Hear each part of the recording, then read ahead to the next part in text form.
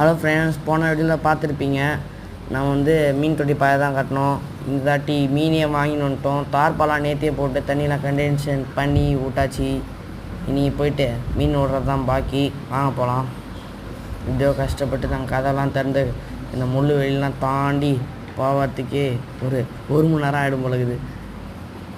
அதுக்கப்புறம் கஷ்டப்பட்டு எப்படியோ போயிட்டான். அந்த இடத்துக்கு போயிட்டு பார்க்குறோம், தண்ணி கலரு மாறி இருக்குது நண்பர்களே.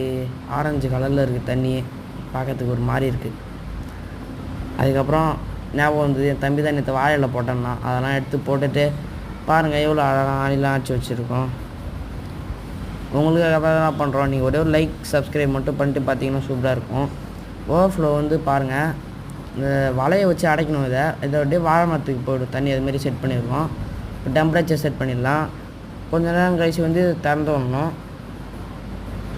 இப்போ கொஞ்ச நேரம் ஆகிட்டதுக்கப்புறம் நாங்கள் மீனை வந்து வலையில் வச்சு வடிகளில் வச்சு எப்படியோ எடுத்துட்டோம். 6 மீன் தான் வாங்கிட்டு வந்தேன். மௌலி தான், பலூன் மாலி வாங்கிட்டு வந்தேன். ஒரு பீஸ் வந்து 15 ரூபாய்னு குட்டியாக தான் இருக்குது, அதை வாங்கிட்டு வந்தேன்.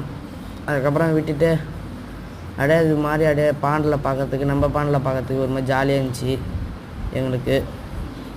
டெய்லி ஒன்ஸ் காலைல வந்து நாங்கள் ஃபுட்டு மட்டும் போடுவோம்.